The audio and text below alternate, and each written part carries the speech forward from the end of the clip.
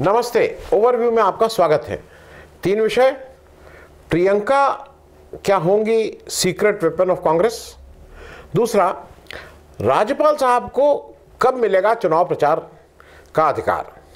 और तीसरा, नवीन पटनायक क्या समझ गए हैं बीजेपी का खेल।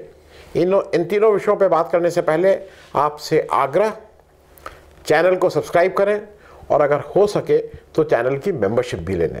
मेंबरशिप का मतलब कि आपको एक छोटी रकम हमें हर महीने आर्थिक सहयोग के रूप में देनी होती है, और अगर आप हर महीने का कमिटमेंट नहीं करना चाहते हैं तो वन टाइम, एक बार, एक मुश्त भी आप हमारा आर्थिक सहयोग कर सकते हैं।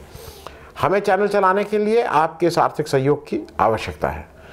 तो सबसे पहली बात, प्रियंका क्या होंगी secret weapon of Congress.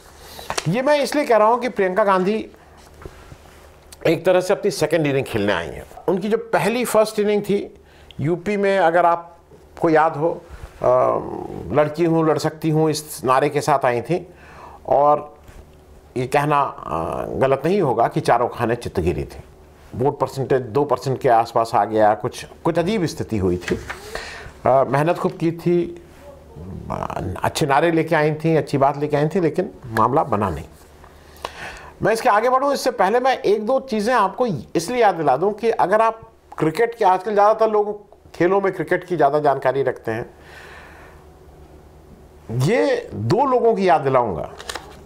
Priyanka Gandhi ने अपना जब ऑफिशियली एक रिस्पॉन्सिबिलिटी ली थी और उनको पहली बार उत्तर प्रदेश की जिम्मेदारी मिली थी, तो एक तरह से वो 0 पे आउट हो गई थी। क्रिकेट से मैं एक कंपैरिजन कर लूँ, इस देश के 2 बड़े क्रिकेटर, वैसे 2 का नाम लूँगा, तमाम उदाहरण है लेकिन 2 का मैं नाम लूँगा। MS धोनी, जो अपना जब इंटरनेशनल क्रिकेट खेलने आया तो बांग्लादेश में वो अपनी पहली इनिंग में 0 पर आउट हो गए थे, और बाद में एक भयंकर फिनिशर के रूप में उन्होंने देश को मालूम नहीं कितनी जीतें दिलाई।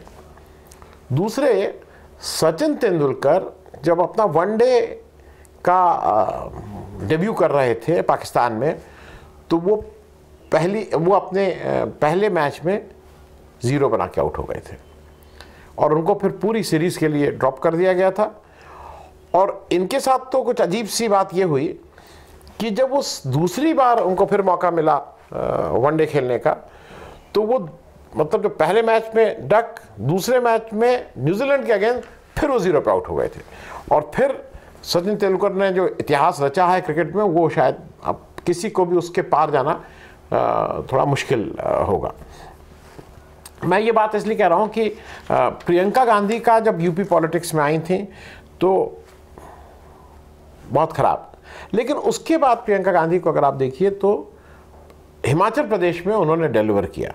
हिमाचल प्रदेश में अगर आपको याद हो तो राहुल गांधी की भारत जोड़ो यात्रा चल रही थी, लोग क्रिटिसाइज भी किए थे कि भाई इस समय इलेक्शन है, उसको छोड़ के आप यात्रा कर रहे हैं इत्यादि इत्यादि, लेकिन वहाँ पे प्रियंका गांधी डटी रही और उन्होंने वहाँ डिलीवर भी किया। आजकल वो राजस्थान संभाल रही हैं। अगर आप देखिए तो राजस्थान में सबसे ज़्यादा मीटिंग, सबसे ज़्यादा प्रियंका गांधी हर दूसरे दिन मौजूद हैं, और राजस्थान में उम्मीदें इस तरह की हो रही हैं कि राजस्थान में कांग्रेस जो 25 में एक भी सीट नहीं पाई थी, इस बार एक ठीक ठाक नंबर वहाँ से लाने की स्थिति में है। सहारनपुर में एक रोड शो था, 2 किलोमीटर लंबा रोड शो था, और जिसने भी उसका वीडियो देखा होगा, मैं अपने आग्रह करूँगा अपनी टीम से कि इसका एक छोटा वीडियो लगा दें।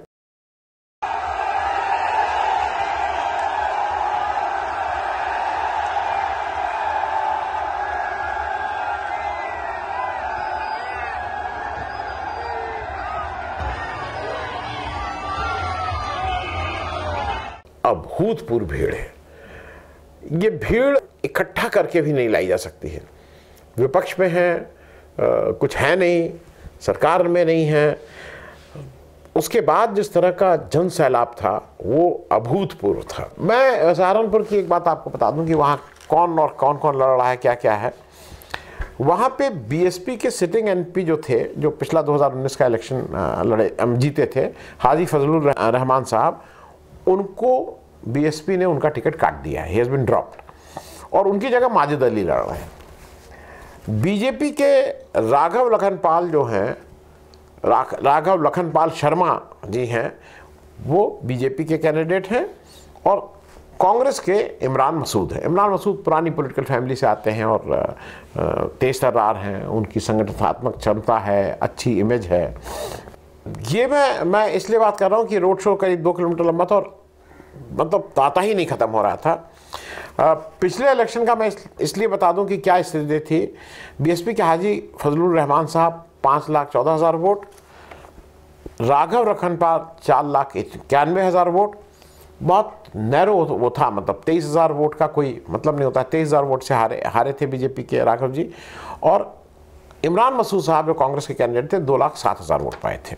वर्तमान में इस सीट की एक और बनावट समझ लीजिए कि जो लोकसभा की सीट के नीचे जो 5 विधानसभा की सीट हैं उसमें बेहट और सहारनपुर में समाजवादी पार्टी का विधायक है और सहारनपुर नगर, देवबंद और रामपुर में बीजेपी, रामपुर मोनीहारन में बीजेपी के विधायक हैं। 3 बीजेपी के विधायक, 2 इनके। इलेक्शन अच्छा लड़ रहे हैं, इसमें कहीं कोई दो राय नहीं है, खूब मेहनत कर रहे हैं और ऐसी उम्मीद है कि इमरान मसूद का पलड़ा भारी रहेगा। मैं एक चीज़ और कह के इसको ख़त्म करूँगा। अब एक और चीज़ चेंज देखा प्रियंका गांधी में। एक तो प्रियंका गांधी, राहुल गांधी एक दूसरे प्लान पे हैं। वो statesmanship, international relationship, spiritualism, larger issues, economy, world economy, इस पे बहुत पकड़ है और बहुत समझते हैं। प्रियंका गांधी फोकस्ड हैं। उनको अगर सहारनपुर में है तो वो सहारनपुर की सीट को कैसे जीतना है, अगर वो राजस्थान में थोड़ा। कल वहाँ आज तक की एक रिपोर्टर थी, वो उनके साथ गाड़ी में उनसे कुछ क्वेश्चन पूछ रही थी। तो वहाँ पे उन्होंने वो शुरू किया कि भाई वो जो कंगना रनौत हैं वो सोनिया गांधी के बच्चे, मतलब जिसका कोई, तो उन्होंने उनको वहीं कट टू साइज किया। उन्होंने कहा कि एक चीज़ समझिए, कंगना रनौत ने क्या पूछा और इस तरह के क्वेश्चंस का नहीं। आप बेरोजगारी पे सवाल पूछिए, मैं जवाब दूंगी। आप महंगाई पे सवाल पूछिए, मैं जवाब दूंगी। आप किसी मुद्दे पे सवाल करिए, मैं जरूर जवाब दूंगी।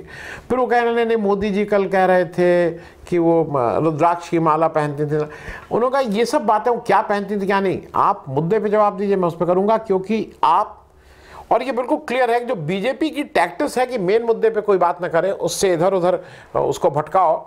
और उसमें हमारे जो मीडिया के लोग हैं ये बहुत कभी कभी लगता है विटिंगली, मतलब जानबूझ के, कभी कभी लगता है अनजाने में, वो भी उनके इस मुहिम के कि मेन मुद्दे पे कोई बात ना करे के औजार बन जाते हैं।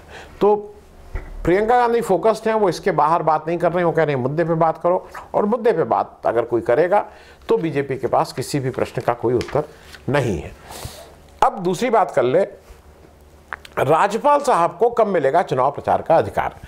बीजेपी की सरकार जब से आई है 2014 से, तब से राज्यपाल जो हैं ये कहीं के भी, ज़्यादातर राज्यपाल, ये अगर नॉन बीजेपी सरकार है तो उसमें कैसे अड़ंगा लगाएं, उनको कैसे तंग करें, उनको कैसे सरकार न चलाने दें, इसके चक्कर में रहते हैं।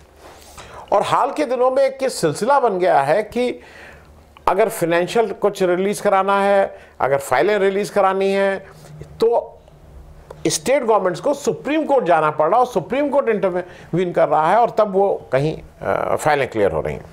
हाल का किस्सा बंगाल के गवर्नर साहब हैं। बंगाल में जो इस समय सीवी आनंदा बोस साहब गवर्नर हैं, उनके ऊपर भी सुप्रीम कोर्ट ने अभी कल ही या परसों में सुप्रीम कोर्ट ने कहा, उनके पास फिर बंगाल सरकार गई कि साहब ये वाइस चांसलर की फाइल क्लियर ही नहीं कर रहे हैं। सुप्रीम कोर्ट ने जब उनको डायरेक्शन दिया तो कल उन्होंने फिर हलफनामा दिया है उनके वकील की तरफ से कि नहीं, वो 6 VC का वो पेंडिंग था, वो भेजा, मैं क्लियर कर दूंगा। तो इस तरह से रोड़े अटकाना उनका काम है। अभी क्या हुआ कि 7 फेज में पोलिंग है वेस्ट बंगाल में भी। पहले फेज की पोलिंग 19 तारीख को है। 19 तारीख को हमारे गवर्नर, अच्छा 3 जगह इस समय वहाँ पे पोलिंग है बंगाल में। हमारे जो गवर्नर साहब हैं बंगाल के, उन्होंने कहा कि नहीं, ये जो फर्स्ट फेज़ की पोलिंग हो रही है जलपाईगुड़ी, अलीपुरद्वार और कूच बिहार, उसमें उन्होंने कहा कि मैं कूच बिहार जाना चाहता हूँ। और एक दिन नहीं, 17 की शाम को प्रचार खत्म हुआ, वो कहा मैं 18 और 19 को कूच बिहार रहना चाहता हूं। इलेक्शन कमीशन ने एडवाइस किया है कि आप कृपया कूच बिहार के दौरे पर ना जाएं। 17 तारीख की शाम 5 बजे प्रचार खत्म हो चुका है। अब इसको साइलेंट पीरियड बोला जाता है। चुनाव की एडमिनिस्ट्रेशन तैयारी करता है। ये माना जाता है कि जो प्रत्याशी हैं वो अपनी तैयारी करेंगे। और इलेक्शन कमीशन ने यह भी कहा है कि इलेक्शन कमीशन ने उनको लिख के कहा है कि ये मॉडल कोड ऑफ कंडक्ट का वायलेशन होगा। अब जरा सुनिए कि क्या कहे हैं राज्यपाल साहब। अब राज्यपाल साहब बोले कि बोस साहब बोले, मालूम नहीं।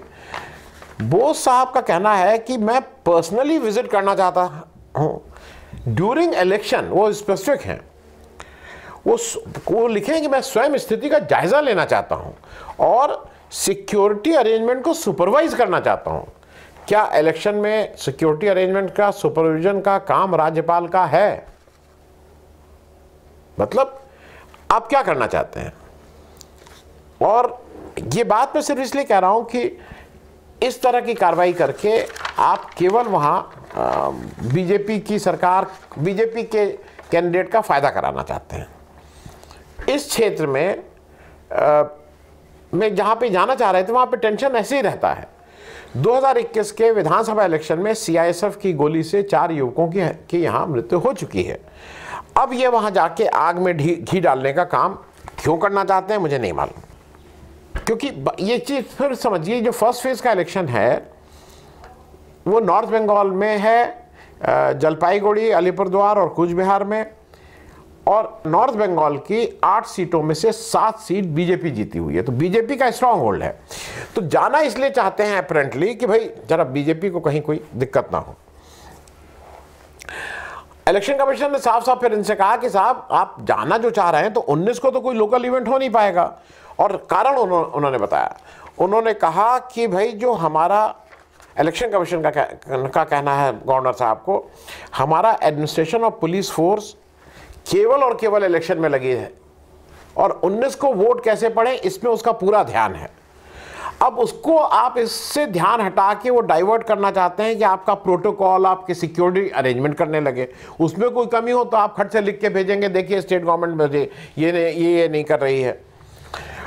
और इलेक्शन कमीशन ने यह भी कहा कि for governor visit there is no immediate necessity. क्यों जाना चाहते हैं?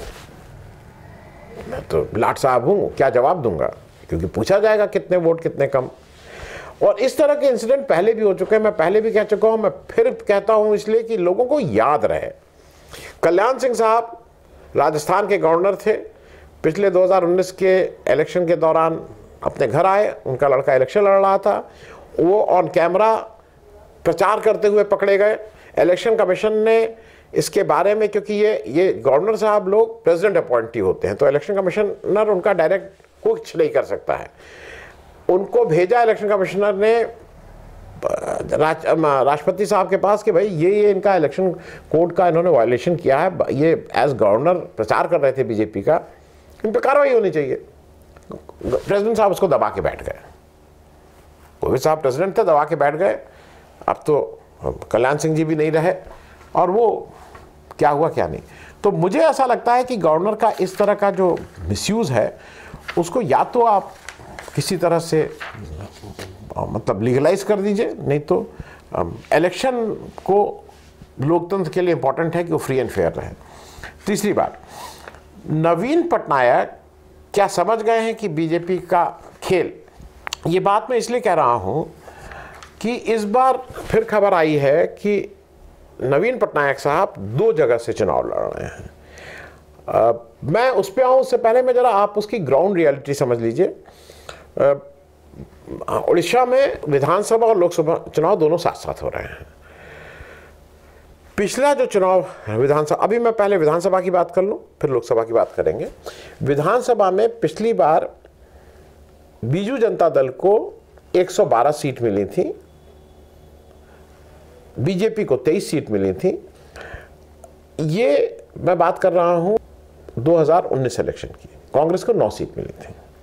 2014 में बीजू जनता दल को 117 जो घट के 2019 में 112 हो गई, बीजेपी को 2014 में 10 जो बढ़ के 23 हो गई, और कांग्रेस को 2014 में 16 जो घट के 9 हो गई। वोट शेयर बीजू जनता दल का बढ़ा, 2019 में 43 से 45 हो गया था, बीजेपी का 18 से 32% हो गया था, और कांग्रेस का 26 से घट के 16% रह गया था।